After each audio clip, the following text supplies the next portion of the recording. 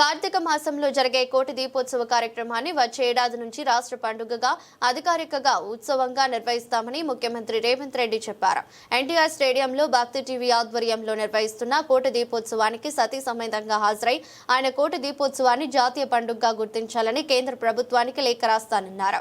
రాష్ట్ర ప్రభుత్వం ప్రతిపాదనలు పంపిస్తే జాతీయ గుర్తింపు ఇచ్చేందుకు చర్యలు తీసుకుంటామని ఇదే వేదికపై కేంద్ర మంత్రి గజేంద్ర షెకావత్ శుక్రవారం చెప్పడంతో రేవంత్ ప్రకటనకు ప్రాధాన్యత ఏర్పడింది. తన పుట్టినరోజును 4 కోట్ల ప్రజలకు వేదికగా నిలిచే కోటి దీపోత్సవ కార్యక్రమంలో జరుపుకోవడం ఆనందంగా ఉందని రేవంత్ చెప్పారు.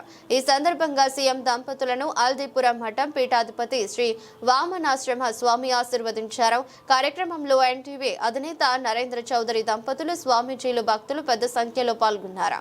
గత 14 సంవత్సరాల నుంచి ఈ కోటి దీపోత్సవ కార్యక్రమాన్ని ఏర్పాటు చేసి ప్రతి వారు తమ జీవిత కాలంలో ఒక్కసారైనా కోటి దీపోత్సవ కార్యక్రమానికి హాజరు కావాలన్న భక్తిని ఈ రోజు తుమ్మల నరేంద్ర చౌదరి గారి దంపతులు ఈ అద్భుతమైన కార్యక్రమాన్ని ఏర్పాటు చేయడాన్ని తెలంగాణ రాష్ట్ర ప్రభుత్వ తరఫున మనస్ఫూర్తిగా అభినందిస్తున్నా.